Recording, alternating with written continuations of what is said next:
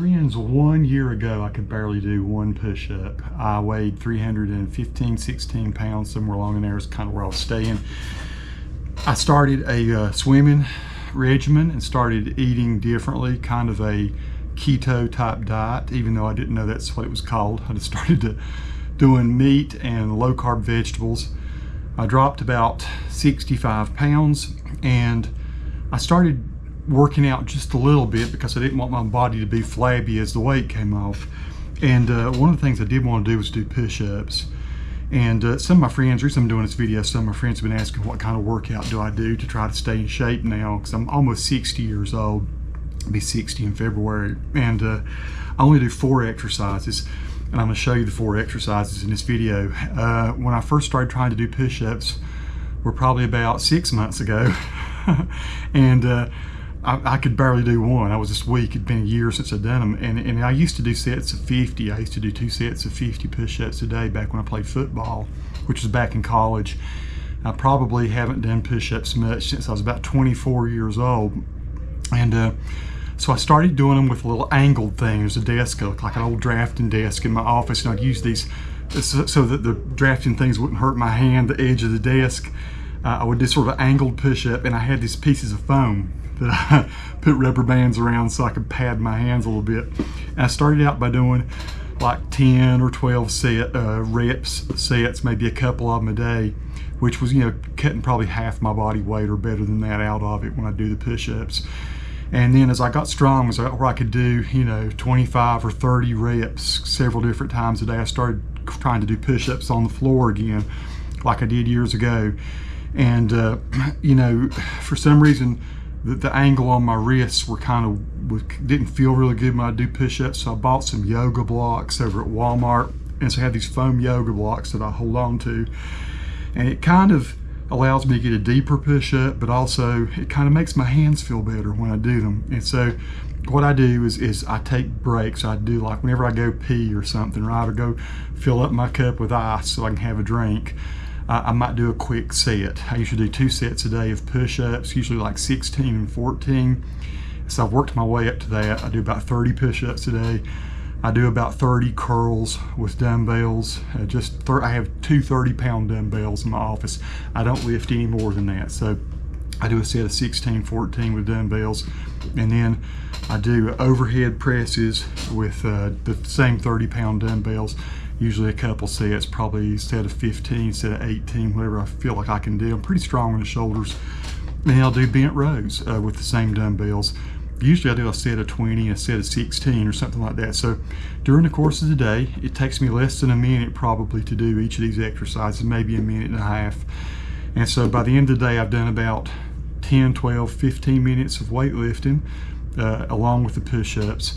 And then I'll walk my dog. I probably walk my dog on an average 7,000 to 8,000 steps a day, plus the steps whatever that I do here. A lot of days I get 8,000 to 10,000 steps. So that's it, folks. I'm just eating low-carb vegetables. As far as fruit goes, I might eat some berries or I'll eat an apple. My dog loves to eat apples, so me and Hendrix will sit and eat an apple almost every night. And meat. I eat vegetables. Very limited fruit, no cookie, cakes, ice cream, no pastas, no bread, no crackers, no chips, no corn chips, no Fritos, Doritos, cheese puffs, all that stuff is totally out, no pies. But steak is great. I found out that steak and bacon and butter and cheese and stuff like that is more satisfying. It has, I've got friends who are worried about my cholesterol, but I go to the doctors and my cholesterol numbers have never been better. As a matter of fact, it blows my doctor's mind to see how good my cholesterol, my triglycerides and all that are. And my A1C has dropped from, again, I've said this in the other videos, 8.6 down to the last time 5.5. Hopefully it'll even be lower. My vegetarian doctor told me to keep doing exactly what I'm doing because I'm doing really very well. My numbers look superb. So I'm eating all the salt that I want, which is not, I'm not big into salt, but I'm not avoiding sodium. I'm not avoiding fats. I'm not avoiding proteins. I'm totally avoiding carbohydrates, except what I get out of the low-carb type vegetables, which are broccoli, cauliflower, peppers, Onions, of course, are okay. Cabbage, Brussels sprouts. Oh man, there's a lot of olives and avocados and stuff like that that I eat. Nuts, but I don't eat sweet potatoes. I don't eat potatoes anymore. I don't eat any pastas, any whole grain stuff. No oatmeal. I used to be a big oatmeal eater. No breakfast cereals. No biscuits. Basically anything that is carb heavy I've taken out of the diet. And you know, I watched some of these doctors. There's a Duke doctor, Dr. Eric